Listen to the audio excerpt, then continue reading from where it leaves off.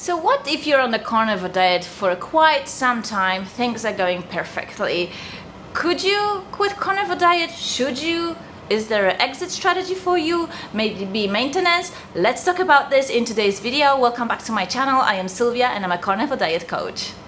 I want to say that about 50% of people that I coach want to introduce back to their diet some plant foods, and they mostly want to do it because they like it, and also they don't want to be socially awkward. They like going to social gatherings, they like to eat in social settings, and they don't want to be that odd one that is refusing everything but meat. And some people went on a carnivore diet strictly with the purpose of reversing of chronic disease, and then they want to get back to the old way of eating as much as possible. Now, there will be some restrictions. If you end up on a carnivore diet because you were really sick, you have to be careful with what you are introducing, but we'll talk about it in more detail. The other half of my clients feel perfectly happy staying on the carnivore diet for the rest of their lives. Maybe on occasion they will have a glass of champagne or a glass of wine for celebration, or they have a piece of chocolate. But the main thing that you notice when you're on a carnivore diet and it goes with you well is that, well, for one, plants don't taste that good anymore. Like chocolate doesn't have the same flavor. Broccoli is absolutely disgusting, let alone Brussels sprouts or cauliflower. It is just not an enjoyable type of food. Myself, I stay on a strict carnivore diet with ketosis from late fall to early summer, and then I add local organic fruit and some root vegetables in early fall, basically to mimic the way my ancestors lived.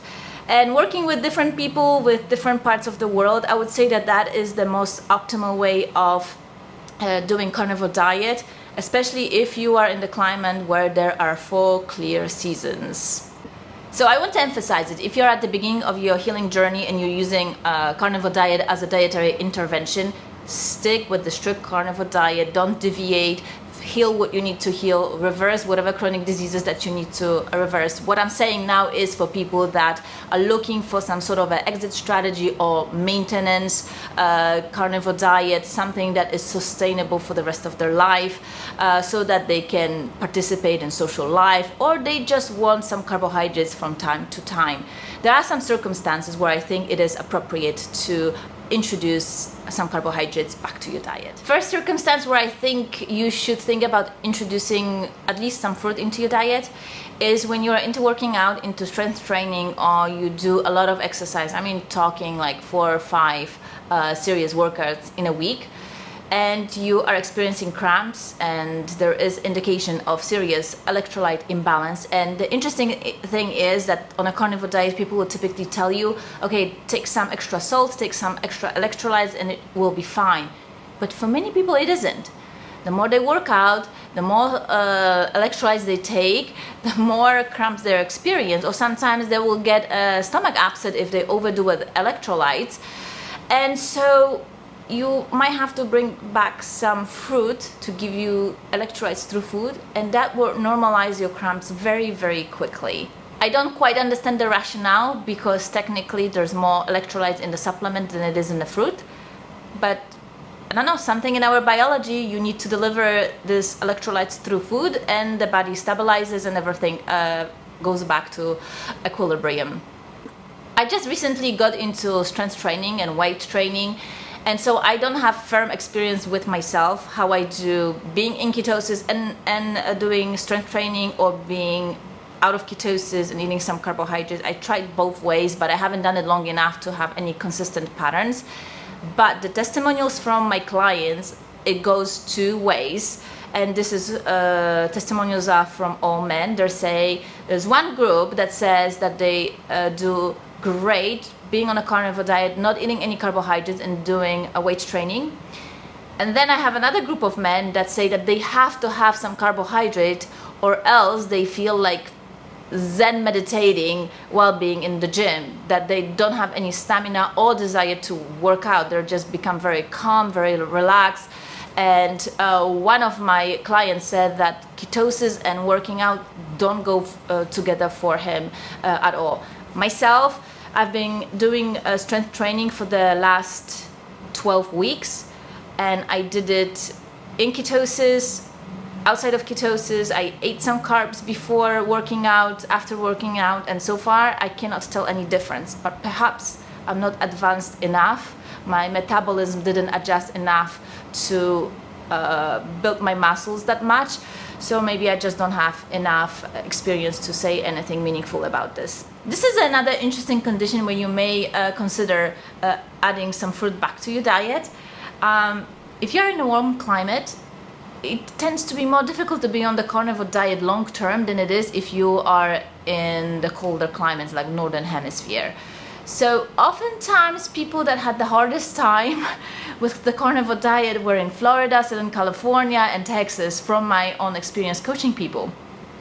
And then we add some fruit and things improve. And I don't have any good explanation for it other than what I know about the traditional Chinese medicine, that the red meat in particular is thermogenic, so it will increase your metabolism and you will feel warmer. And fruit in its nature, especially tropical fruit, is cooling in its nature. So perhaps that has to do something with it. There is one client that used to live in Michigan and was doing the diet, carnivore diet, successfully. Then he moved down to Texas and he couldn't last on the carnivore diet and had to add some fruit. So there you have it. So maybe if you're struggling with the carnivore diet and you're in a really warm climate, from time to time maybe add some fruit and you'll be able to maintain the carnivore diet this way, just having some fruit in it but mostly eating meat. And don't worry about those that are like so ideological about it. If it doesn't work for you, if your body is not in its optimal state, then you have to honor your body and do what's right for it. And don't worry what anybody else is commenting about not being 100% carnivore. You want to be healthy and happy. That's what's most important. Assuming you are doing great with the carnivore diet and whatever your health goes, where you achieve them, and now you want to introduce something back from the plant kingdom. You want something sweet, assuming honey is not your thing. A fruit is a natural way to go, and rightfully so, because as compared to the vegetables, fruits are generally lower in both oxalates and lectins.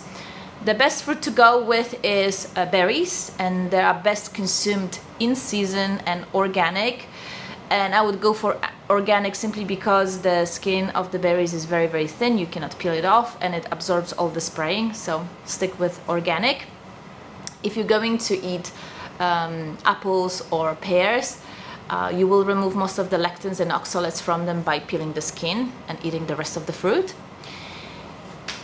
If you like citrus and bananas, I try to be very careful with them. Preferably stay away from the tropical fruit, especially from things like kiwi, star fruit, and all those watermelons, melon-like fruit, cantaloupe, honeydew. They're not good whatsoever. Grapes. It's a tricky one. Some people do well with them and some people get sick from them. I myself cannot tolerate them very much. I tried both conventional and organic, and I don't feel well after eating grapes. If you want to try banana or orange, you may or may not feel good after them. It depends. I generally see that people do better with berry type fruits than with citrus fruits. So a few words of caution if you're going to be introducing carbohydrates back to your diet. Because you are glycogen deprived for quite some time, so there's no glucose stores in your liver or in your muscles, or very, very little. If you start eating carbohydrates, your body will start opening up those receptors on your muscles and you will be really, really hungry for all carbohydrates. So you might go on a cherry binge, or on a berry binge, or on an apple binge, because the body will try to rebuild the stores of the glycogen. So don't be surprised if this happens to you, but if I can ask you to be careful, not to shock your body into it, that would be ideal, but I know it is a real risk that you'll just eat more than you should. Ideally, If you're going to introduce something back to your diet from the plant kingdom, do one item within a week. So if you're gonna overeat on apples, just eat apples. If you're gonna eat berries, just eat berries. Don't try to mix the fruit. And by the way, in traditional Chinese medicine and Ayurveda, they do recommend that you never mix the fruit. That fruit salad with different types of fruit mixed together and eaten is one of the unhealthiest types of foods. So one type of fruit per week. Don't mix them. If you've gone on a carnivore diet to reverse autoimmunity, asthma, allergies, you have to be really careful and you have to be limited with what you are introducing back to your diet, because if you don't do it wisely and don't be careful with it, you might end up right back with your autoimmune condition, or your asthma or allergies will come back. So you should never try to introduce back anything that has gluten. Wheat, grains are no-go. Similarly with dairy, you may be able to add it here and there as a condiment, but regularly consuming dairy, if you had history of autoimmunity or allergies or asthma, be very, very careful, because it can trigger you back to where you started.